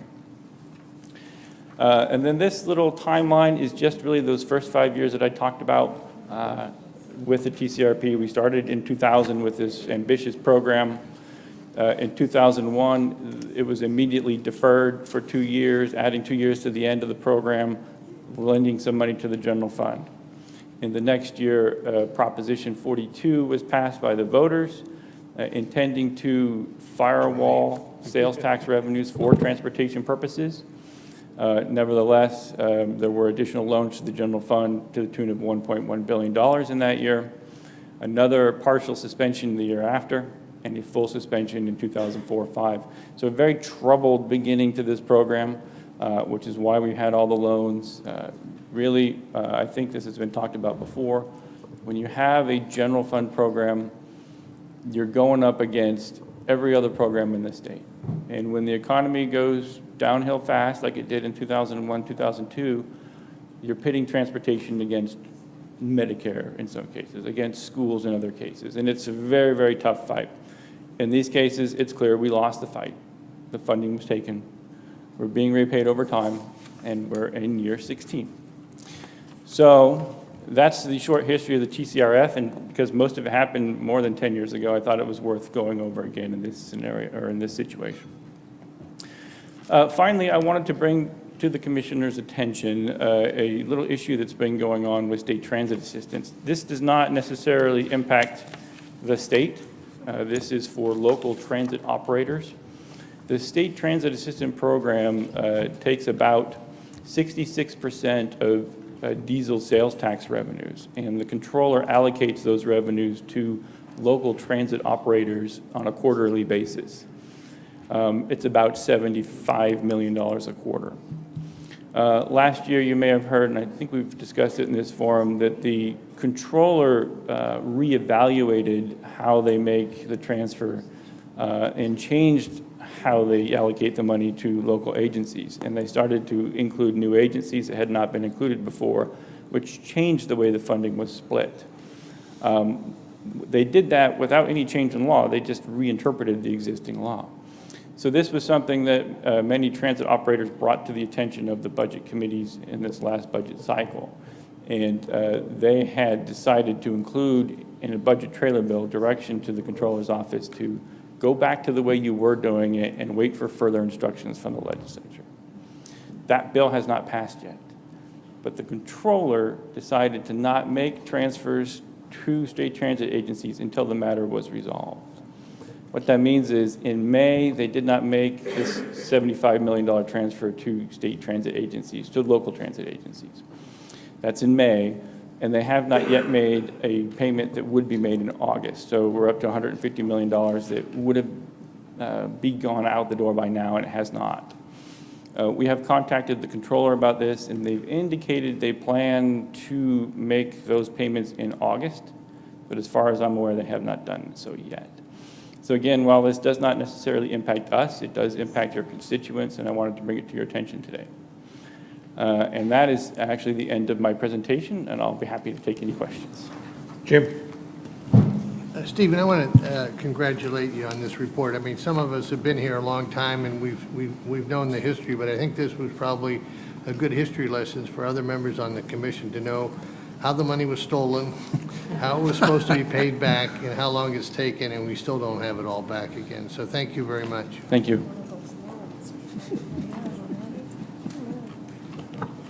Anybody else? All right, thank you very much. Thank you. Item 17, Mitchell. Commissioners, this item is a 2016-17 STIP policy on advanced project allocations.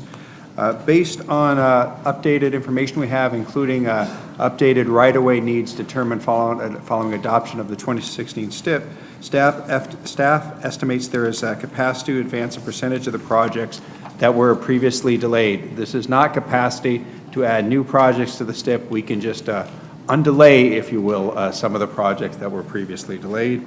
What we have before you is our recommended policy. We will come back in October with the actual estimate of the dollar amount that we'll be able to advance. But what we're recommending is that we advance projects that were previously on a first-come, first-served basis to projects that were programmed for construction in 16-17, but which were delayed during the 2016 STIP process, and to projects that are ready to list, have all their environmental documents and approvals obtained, and have a right-of-way certification level 1 or 2. Additionally, it's not in the item, but we will add that if we receive multiple requests which cannot be funded, we will look towards the leveraging of other funds to determine which project will be recommended for funding. And lastly, I would note that we recommend that the approval of any award extensions for projects that receive an advance allocation be limited to only the most extraordinary circumstances. And with that, staff recommends approval. Is there a motion? So moved. Motion by Art, second by Kehoe. Question? So this applies just to construction, we're only moving forward? Yes, projects? yes. And what was the thinking with that? That construction has traditionally been the highest priority for the commission. Additionally, advancing a pre-construction component doesn't necessarily mean that the project will be constructed any sooner. But, so if we ever got more money, because this isn't very much money compared to how much. It'll be a small percentage of what was delayed, yes. But we would have a chance to, because we want to keep the pipeline going in the event that someday we recover, so maybe next time we will. Yeah, certainly we can look at that in the future. Further discussion? All those in favor, please say aye. Aye. Opposed? Ayes have it. Item 18, Teresa. Commissioners, item 18. This is an information item. This is the 2016 report on STIP balances, share balances, otherwise known as the Orange Book. State law requires the commission keep a record of county share balances and make them available each year to regions no later than August 15th. This year's report has been placed on our website and has been transmitted to the regions on August 15th. Each county share, and for the interregional share, the Orange Book includes the shares available, including all adjustments to the shares, and a reconciliation to the previous year's report. It also includes all projects programmed from the shares, including any allocations made within the last fiscal year. And finally, it also includes the unprogrammed share balances. We do occasionally find errors in our records, and as always, staff will work with any agency to correct the errors or answer any questions about the data in the report. And that concludes my report. It's an information item. Questions? Thank you. Item 19, Garth. Commissioners, Komi Ajise from Caltrans is here. Tab 19 has two items related to freight. The first one is Komi will give an overview of the California Sustainable Freight Action Plan, and then second, he'll give an overview of the National Multimodal Freight Network. The first informational item on the California Sustainable Freight Action Plan, it was finalized by the state agencies and the administration last month. As you may recall, in July 2015, there was a governor's executive order which directed the state agencies to develop an integrated freight action plan by July 2016 that establishes clear targets to improve freight efficiency, transition to zero-emission technologies, and increase competitiveness of California's freight system. And the second item is he'll talk about is the National Multimodal Freight Network, and it's also an action item. And I didn't know if I should go into the details in terms of the letter that staff is requesting the commission approve to forward to USDOT after Kome's presentation or before? You want to wait until after? After. Okay, be fine. Good afternoon, Chair Alvarado and Commissioners. Komi Ajise with Caltrans. Here today to present on an update on this particular item on freight. As God said, there are two parts to the presentation. I will take it in the reverse order. I would like to first maybe talk about the FAST Act implementation process, and that may answer some questions that you had earlier on as well, and then hopefully close with a discussion of the Sustainable Freight Action Plan and what the next steps are on those. The National Multimodal Freight Network is really, it's an update to the primary freight network that was issued with MAP 21 a few years ago. We were working on commenting on this particular release by the federal government with intent that we would hopefully shape it in a way that it captures all of our freight needs, as much of our freight needs in California. The stated intent of the National Multimodal Freight Network is to hopefully direct resources to improve freight movement across the country. It's also to help the planning process for freight projects and freight infrastructure improvements, and hopefully support the investments appropriately that can accomplish some of the national freight goals that have been identified through the work of the National Freight Advisory Committee. Now, our hope is that the national multimodal will in fact be multimodal in its outcome when the final is adopted in December. There is a statutory requirement to have an adoption in December. The process right now, as laid out, the initial national multimodal freight network was released in June, and it actually outlined different components of the system, highway, rail, seaports, and so on, that were in the initial, with the opportunity to comment back to them and hopefully have an adoption of the final by December. The comment period is due on the 6th of September, and I appreciate the letter from the Commission. I think it adds to the conversation on what our priorities are in California. We're currently working with stakeholders to make sure that we cover all bases. We're working across using the CFAC, the Freight Advisory Committee in the state, working with NPOs and obviously with the Commission. Well, beyond that, we're also working with our colleagues across the country. All the states are participating in a concerted conversation about what the needs are, since we know what the needs are at the state level, and hopefully advise the feds on what the final national multimodal freight network would look like. In terms of comments, just preliminarily, the comments that we have in, we're asking them to expand and look more multimodally. We're also actually commenting on how they're identifying what the thresholds are. For example, I just threw a couple examples out. For example, they're looking at, for airports, they're looking at the tonnage.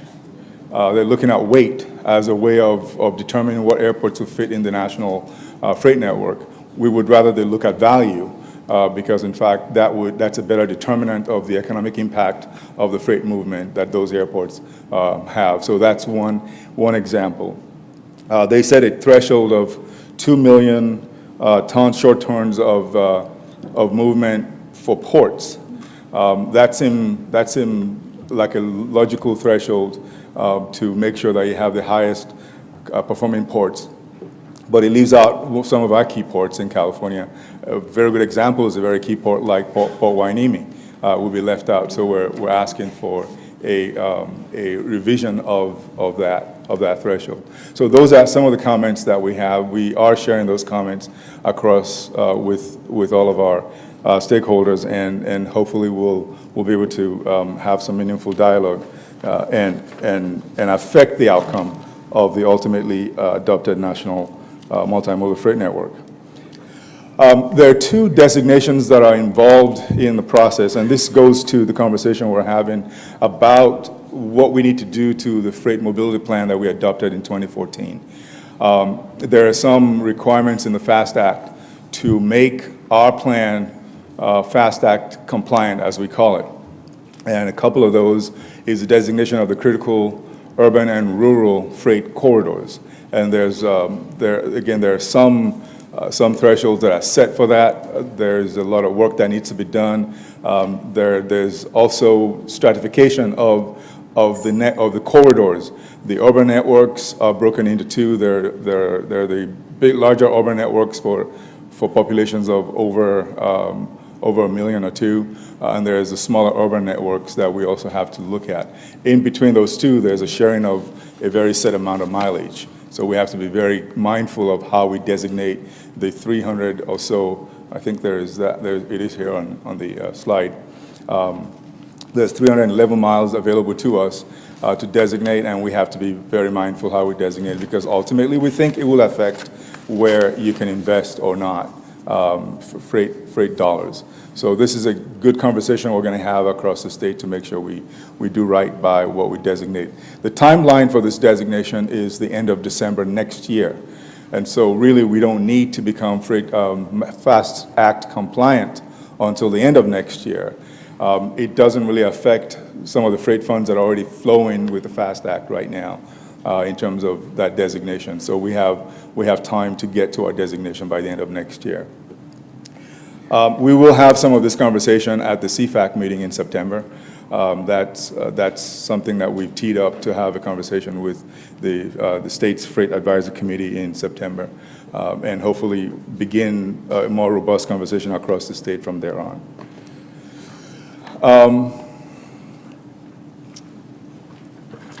Going out to the freight mobility plan, I want to stop there. If there are any questions on the NMFN that I just covered. Brad.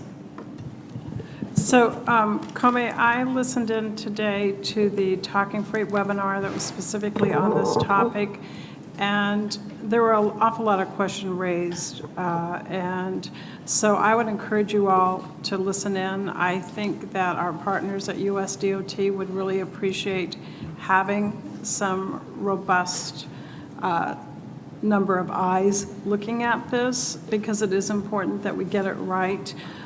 This is the first time we've done a multimodal, so we're pioneers here, and it's not easy to go first. So I think it's so important that we do look, and I want to make sure, just off the top of my head, when I look at the significant number of miles that we lost from the primary over 1,000 to this one, and then I have a letter from the National Retail Federation that's addressing another topic in terms of our labor discussions. But there are 128 trade associations across the U.S. that are willing to weigh in on the importance of not having hiccups. So I think for all of us, it just emphasizes the importance that we, through all of our partners, really need to pay attention to this. While there's no specific funding directed to this, we have all been campaigning for a multimodal integrated. I think, when we look at, I forget what the section is, that ask us to look at alternative fuel corridors, but it tends to be primarily passenger focused. And I think it's great on the passenger side, but clearly, as we move to sustainable freight, we're going to want alternative fuel freight corridors are going to be very, very important for us as well. So I just want to encourage everybody to take this seriously and really give it your best look. Let's have discussions where we need to make sure that our Class 1 and also our short line rail partners are participating. Inland port is a concept that is not clearly defined, but if you look at the Inland Empire, we already have an inland port when it comes to huge mass of transload operations. We have the transload capital of the nation that's sitting out there. So I want to make sure that we do a little better in the next Fastlane grants, and I think all of these pieces are important to the puzzle. So I really like everybody to work Absolutely. I think you'll be glad to know that we are, in fact, monitoring all those conversations, the webinars. We have staff listening on those. Beyond that, we're also having conversations internally about some of the things you've talked about and how we would go about outreach into the short lines and the more fringe elements of the freight system as we know it today. Yes, sir. Mr. Chairman? Jim? Comey, do you know if other states have the same concerns we do about the seasonal agricultural truck volumes? Some do. I think some of the Midwestern ag-based states would have the same seasonal issues that we have. It seems very important, especially for our state, and I know, obviously other states, everyone's producing agriculture at some point in time. Yes. Well, and we, especially because a lot of ours is also export based, I think, not just within the United States, export out of the state, but export external to the United States. And so the implication for us is even greater because the connections to the ports are important to agriculture, more so than maybe some other states have. We've included it in our letter Yes. for our comments. Yes. Thank you. Needed to add that one of the other elements that we need to do to make our freight plan FAST Act compliant is the development of an investment plan. It's a requirement that we need to get to by the end of 2017. On the Sustainable Freight Action Plan, we came to you when you met in Stockton and presented some details of that plan. We'll not go into that. And you also heard from me at the Tri-Commission meeting in Portland. And so by now, I'm sure you are sick and tired of hearing from me on this. But just to report that the plan's done. We have work to do yet. I think it's really more a beginning of efforts, and so we're staging to begin those efforts. We've categorized the efforts into 72 different steps that would cover the nine actions that the plan laid out that we talked to you about earlier on. Those 72 steps have lead agencies, and out of the 72, the department will be leading effort, working with our partners across the state and stakeholders across the state on those 29 efforts. There are also 3 pilot projects that we presented, and 2 of those pilot projects are in the department's domain, and we'll be leading the efforts on those as well. I guess one of the things I wanted to mention with regard to that is some of the next steps that we have. I thought I had it. There we go. Some of the next steps that we have is there were comments that we got back, and a lot of the comments were about what we are doing on competitiveness and efficiency. We have some work to do there, and we are setting up some stakeholder work groups to begin that conversation and enhance our approach to competitiveness and efficiency, working with both ARB and GoBiz, Energy Commission, as the primary state agencies under the 3 secretaries that are involved. We are looking to begin this summer to put together those work groups. We're also going to be at the CFAC meeting. It's going to be a very important CFAC meeting for us in September, discussing some of the action steps that we have. Looking forward, one of the action items of the 9 that we presented is the development of a freight think tank. And what that really suggests is a coming together of some brilliant minds around freight and having a very intensive workshop on what further steps do we need to be looking at, and what further areas we need to enhance on, and who else should be invited to the conversation on freight within the department. The pilot projects, especially the 2 that we're leading, we're looking to establish a work plan. We're beginning that process now, and hopefully have a work plan in place by this time next year to make sure that we execute on those pilot projects.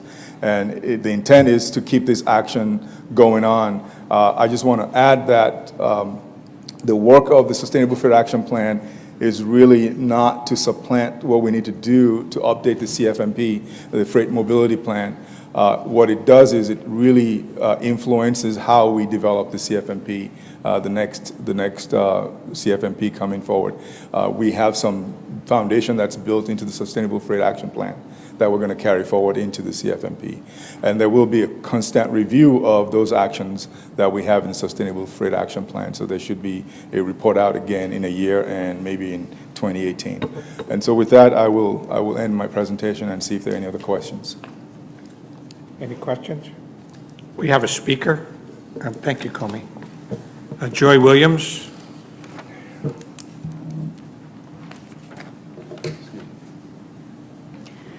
Good afternoon, Commissioners. I'm Joy Williams with Environmental Health Coalition. We're a nonprofit environmental justice organization that works in the San Diego-Tijuana region. We're also a member organization of the California Cleaner Freight Coalition.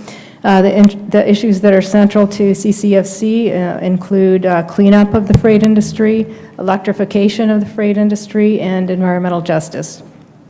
So I know you've heard previously from other CCFC members, for example, in Stockton, on the importance of implementing the Sustainable Freight Action Plan in ways that protect public health and environmental justice, as well as keeping the freight industry efficient and competitive. Here in San Diego, we have similar health and environmental justice issues with freight, and also some unique opportunities to move the freight industry into the future. Major freight facilities include the Port of San Diego and its 2 cargo shipping terminals, and also the border ports of entry with Mexico. As you know, the new East Otay border crossing is one of the pilot projects identified in the Sustainable Freight Action Plan and will have a dedicated clean truck lane.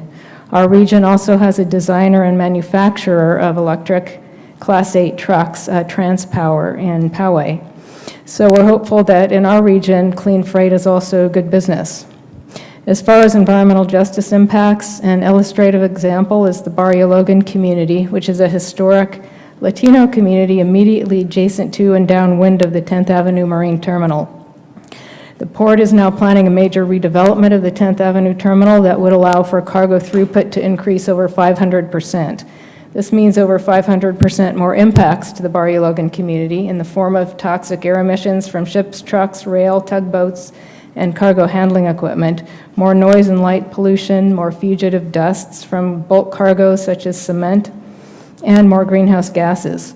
As the port moves forward with this expansion, it must accelerate the transition to a fully electrified terminal. We see a need for more aggressive targets in the Sustainable Freight Action Plan for zero-emission vehicles and infrastructure. We urge the California Transportation Commission to include criteria in all your funding decisions and policy that move the freight industry towards zero-emission vehicles in the shortest time frame possible.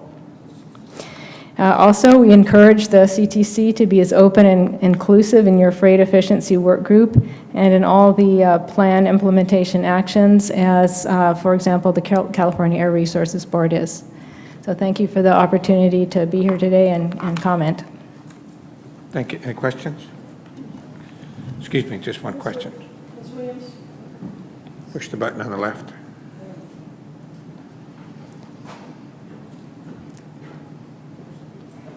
You're going to have to yell. Yeah. Just maybe pass it around. No, I didn't push mine. Yeah, there you go. Thank you. Very good comments, and Environmental Health Coalition is doing a very good job here in San Diego. I'm glad you mentioned both, vibrant, efficient, and competitive cargo industry, cargo movement, along with efficiency. I was pleased to see that there are targets for zero-emission vehicles and electrification in the freight plan. I think all of us know these things need to be strengthened as we go through it, but the points you bring up are very important. I'm very glad to hear your statement.